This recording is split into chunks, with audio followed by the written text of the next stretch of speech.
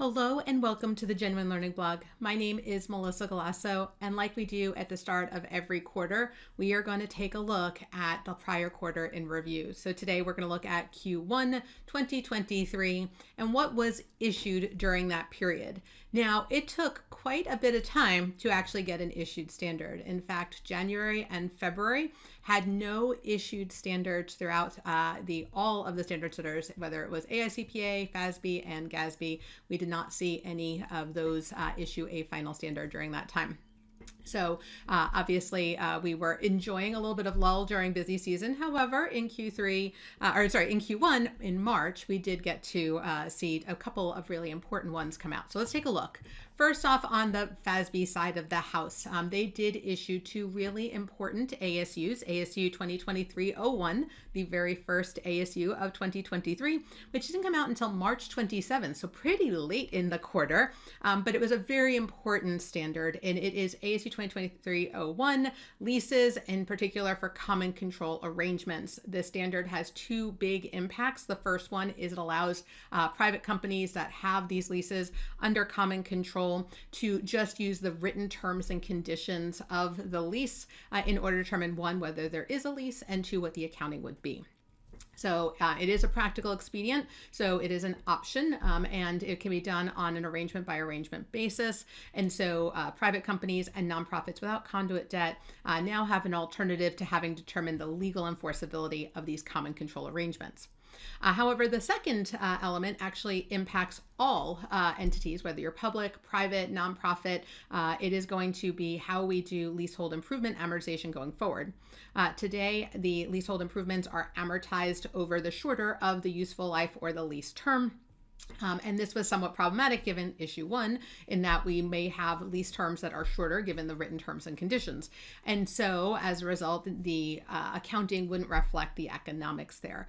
And so as a result, in issue number two, they decided to require entities, all entities, public, private, etc., when the lease is under common control, right? So there's these related party leases, that they would amortize them over the useful life. And if the lessee were to no longer have control of the underlying asset, it would just be an equity transfer back to the lessor, because again, they are related parties, they are under common control.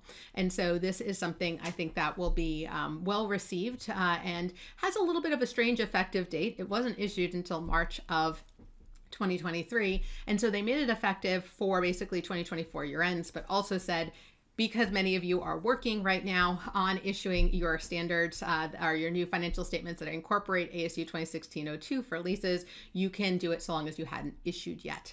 So I know a lot of CPA firms who were holding reports waiting for that to issue, and so now they can. The second one is a little bit more of a niche topic. ASU 2023-02 came out just 2 days later on March 29th, and it is accounting for investment in tax credit structures using the proportional amortization method.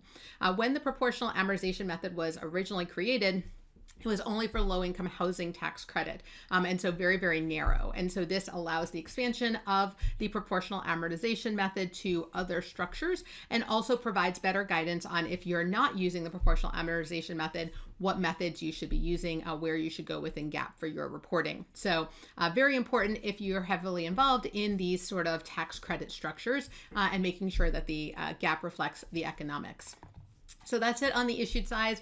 They did issue exposure drafts related to cryptocurrency and other items, but we have already addressed those in the vlog. Our quarterly updates really just focus on the issued standards. So now we'll turn our attention to the AICPA, who also pretty late in the quarter, it was March 7th, did issue SAS 149, which is a pretty material change to the group audit standard. So AUC Section 600 has been a common deficiency for CPA firms for a number of years. In addition, the IAASB updated ISA 600, and so this was kind of a convergence effort mixed in with addressing some of those common audit deficiencies.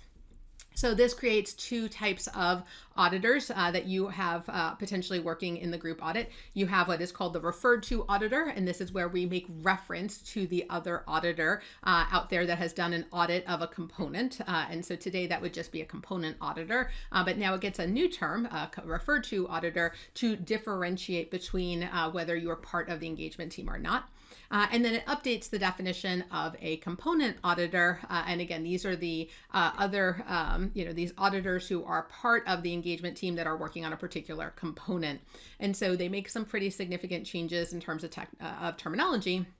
They also make changes related to the more risk-based approach. The Exton standard basically says, hey, depending on the size of the component, this is the work that you have to do. So it's pretty prescriptive on the work requirements. This moves to a principles-based approach. It allows the auditor, using their professional judgment, to decide which components they're going to perform work on and what type of work they're going to do. So I think this will be somewhat of an improvement over the more prescriptive version and allow people to really look at the risk related to each component. So this one has a pretty long runway. We're talking 2026 here. So not something that we're going to be focused on right now. We have plenty of audit standards effective this year. So this one is going to be on the back burner for a little while, but it is helpful because it does work well with the changes that are in quality management, differentiating between who's on the engagement team. So all good things as we move forward.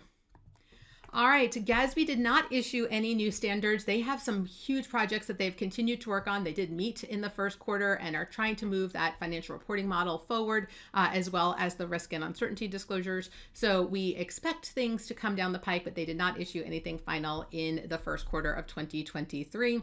So that gives us a wrap on today's blog. So hopefully you are up to date on what has been issued in 2023.